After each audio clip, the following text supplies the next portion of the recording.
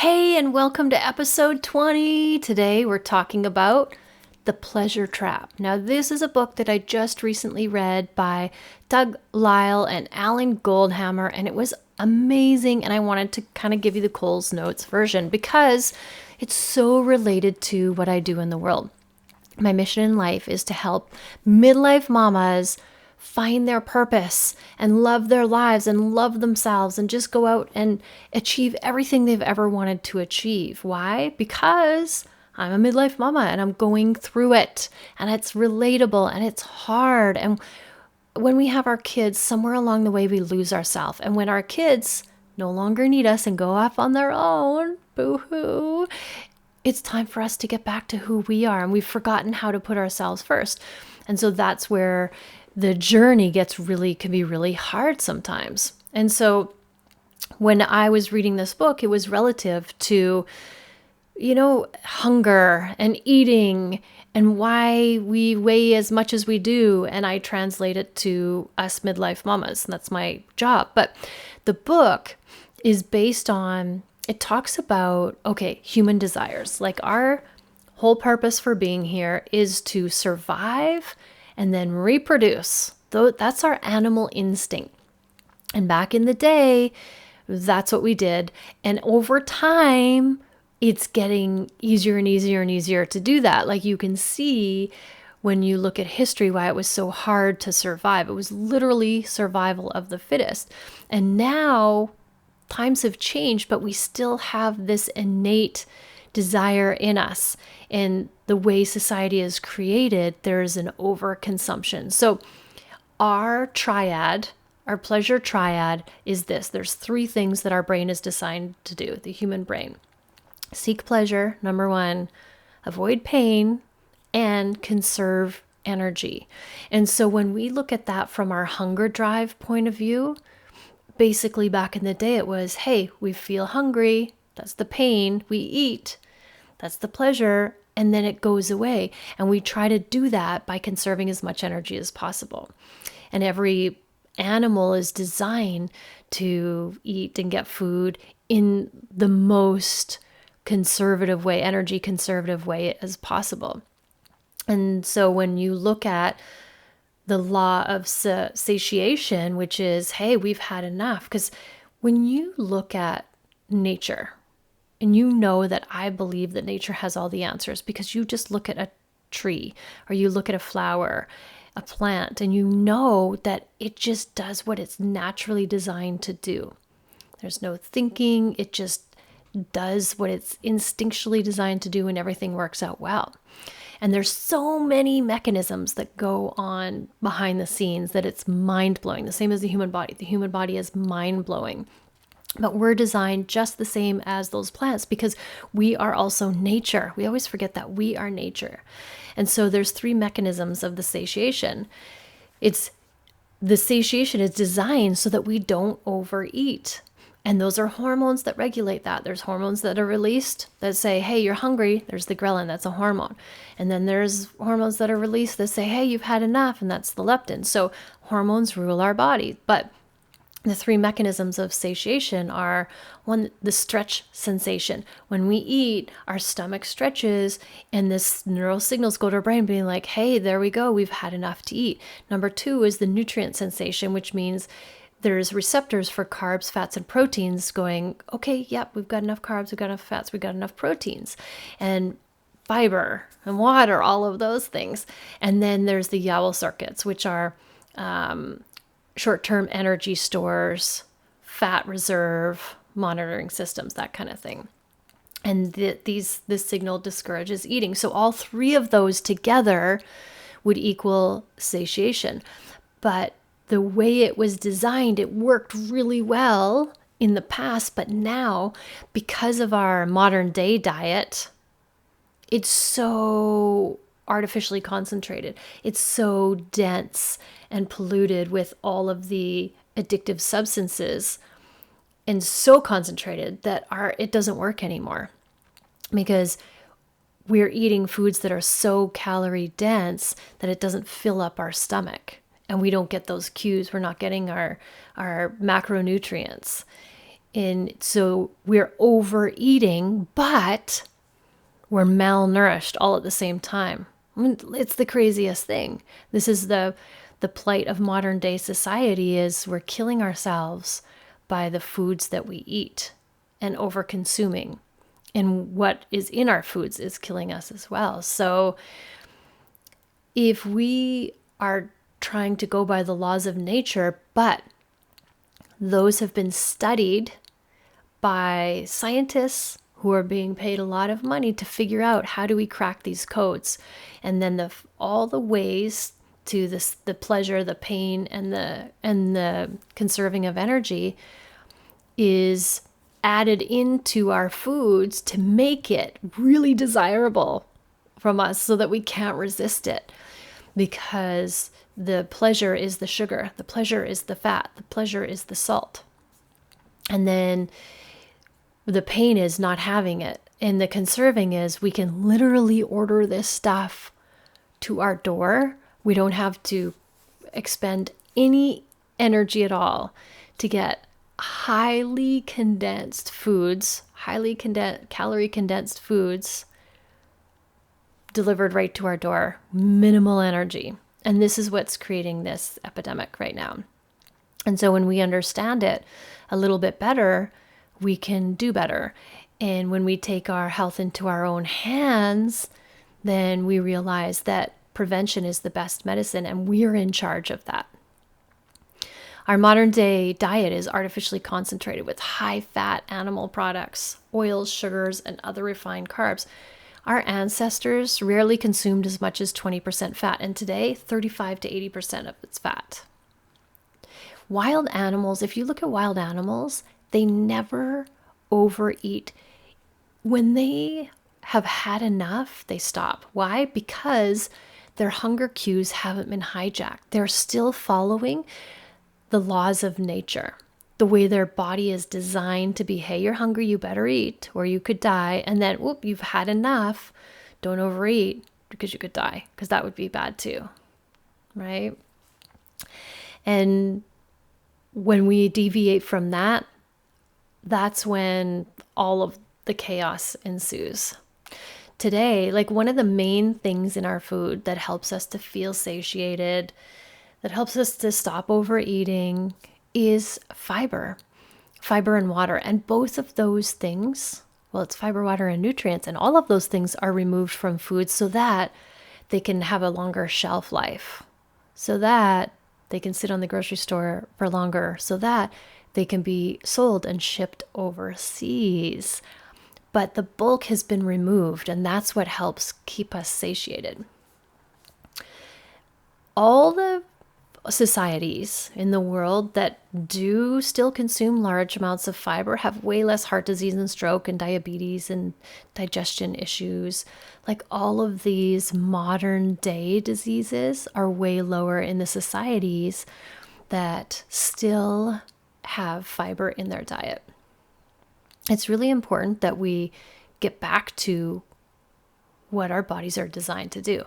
And the book suggests 5 golden rules, 5 things that are really, really important, because there's a lot to do, but if you make it simple, it'll be doable. Number 1, no junk food in the house. True facts. I always say if it's in your house, you're going to eat it. Might not be today and it might not be tomorrow, but when you're super stressed, when you've had a fight with somebody, when you had a bad day, you're going to like tear your house apart looking for that chocolate bar that you hid or those cookies that you bought for your kids.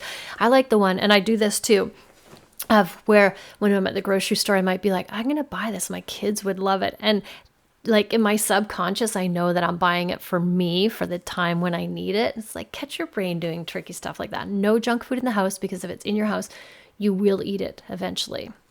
And you want to do a weekly menu. Number 2, weekly menu. If you think about this, if you were to live another 30 years, just for math's sake, that's 10,000 days. And if you're having 3 meals a day, that's 30,000 meals.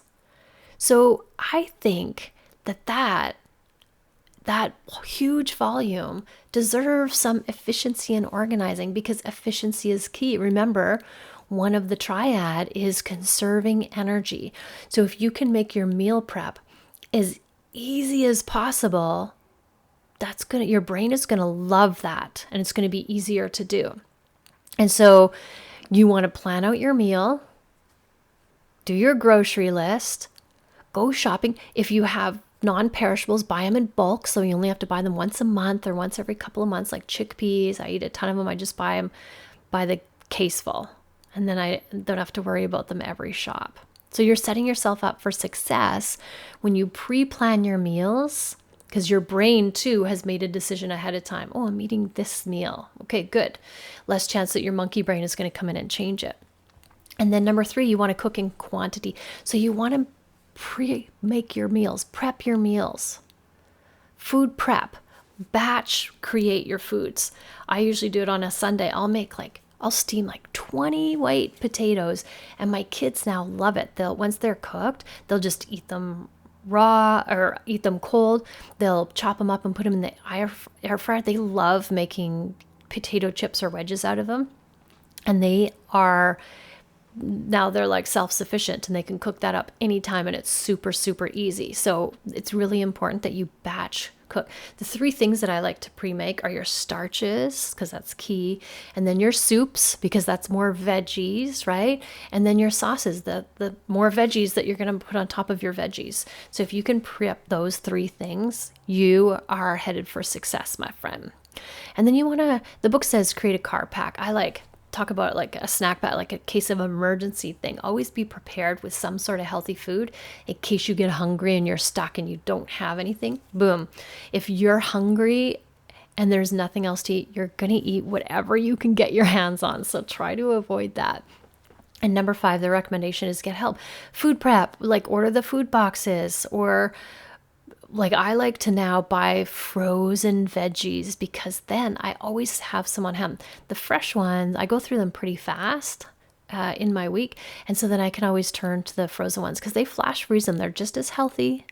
And sometimes you can get them like prepped with salt and pepper, and you just heat them up, heat them and eat them. That's the easiest way to go. So the easier it is, the less resistance, the less energy you're going to expend, the more prone you are to be successful and repeat it over and over again.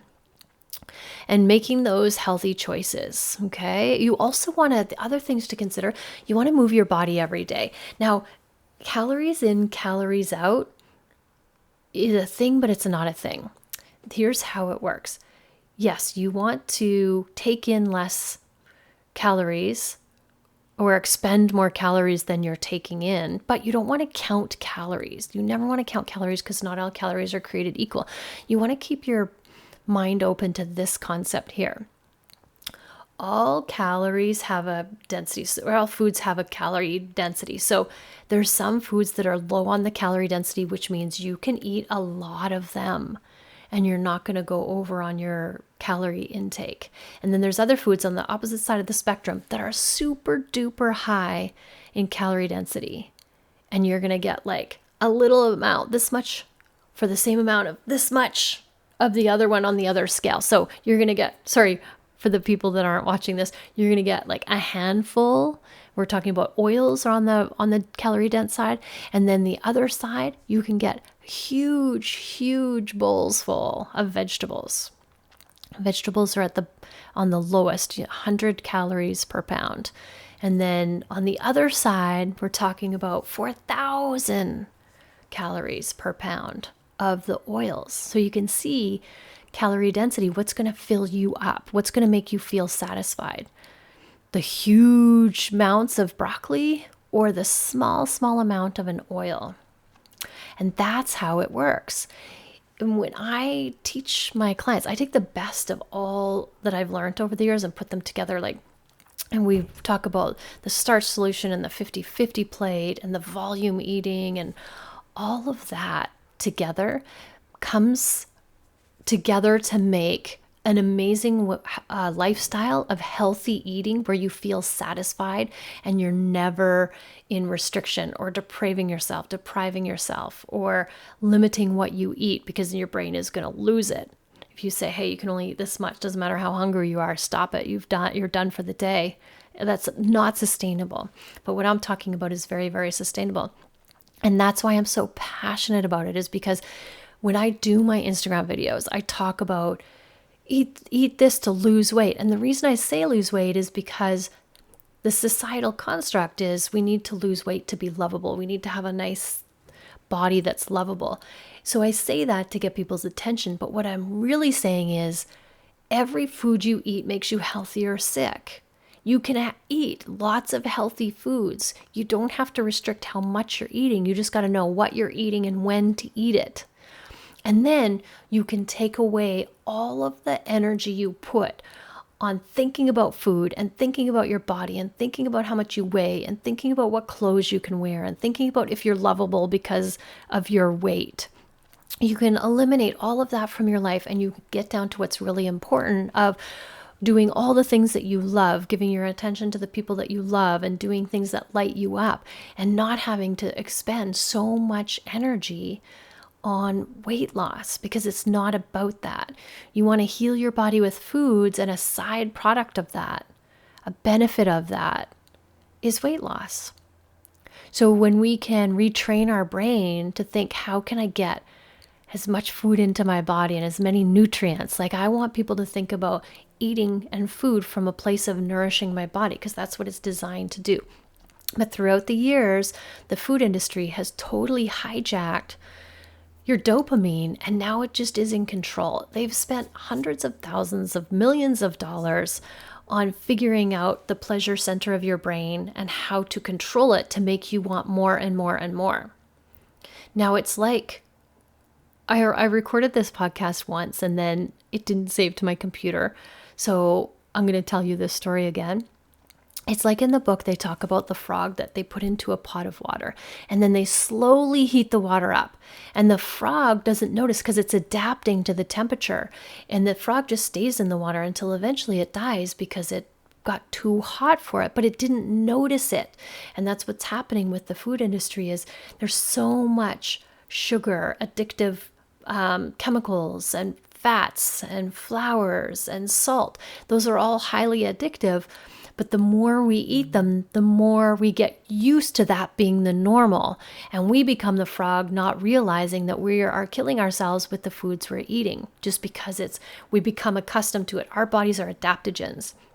Something's going on, our body's going to adapt to it and try to level it out. It's always like an ebb and a flow. Too much of this, how do I get it out? How do I add a little bit more of that or get rid of some of that? That's how our body works. It's ingenious. We just want to get it into homeostasis, which is its neutral state, and it will take care of the rest. And the way we do that is with our food. And we also do it with our thoughts, with what we watch, social media, who we hang out with, the music we listen to, all of it, everything that we consume, food and otherwise, is going to make up who we are today. And so I really, really, really, I'm so passionate about this, but I want to know that you have the power. You make the choices. Everything you eat is a choice. Every bite you take matters. And you're either going to eat something that's making you healthy or you're eating something that's making you sick. And question everything and ask, what am I eating? Why am I eating this? And this is the work I do with my clients. I help them to see what they're creating through their brain, through the triad, through the pleasure trap. How do we take our dopamine center back, our pleasure center? How do we be in control of what we're craving? Because our body isn't supposed to have all of these dopamine hits all the time. Everything you see and eat is now a dopamine hit, and it's an overload for our system. It's not meant to be having all these hits all the time. It's meant to, like, every couple of days have one. And what sustains us along the way is the happiness, the serotonin. And then the dopamine is the anticipation, the pleasure. And they're different. And so now we want to be able to take back our dopamine centers, reclaim our brain, reprogram our body so that it's working the way it's supposed to. And I would love, love, love to share my knowledge with you, to help you with this. A lot of times we can't see what we're doing because we're in our brains and our brains are running the show. But when you have somebody looking at your brain and showing you, that's how I figure out what goes on with my clients is from the outside, I can see their brain from a different perspective. And then we can get to the unconsciousness that's running the show. That's why they don't know what's going on, because it's literally unconscious. Remember, like our brain wants to conserve energy. So anything that we do all the time, our brain puts it on autopilot because it doesn't have to think about it, and therefore it saves energy. So when we have thoughts that are repetitive, they're not conscious, they're subconscious, because our brain thinks it every day, all day. So we don't need to consciously think about it. So all the bad habits, all the old philosophies and thoughts that we have that came from our upbringing, our parents, our teachers, all of that, they're subconscious, and we want to look at them and we want to expose them and see if they serve us anymore, and then move on to something else. And one of the big ones is food as a fuel source, and why we eat, because the social construct of food and being a part of something, like how hard is it to go to a party, my friends, and say no to the cake or whatever it is? People are like, what? And then the social pressure happens. That's all part of it. So I would love to help you with this. You can hit me up. I'll put my link in the show notes, and you can reach out and book a free consult. If you are struggling with this, it's not your fault, and you are not alone. I can 100% help you with this. So please do ask for help. All right, my friends. Thank you so much for listening. I wish I could just go on forever about this, because I'm so passionate about our food and our health. And so thank you for listening. And you're here because you too care about your health, and you are in charge, and you can make a difference. Always, always, always love yourself first, and have an amazing day.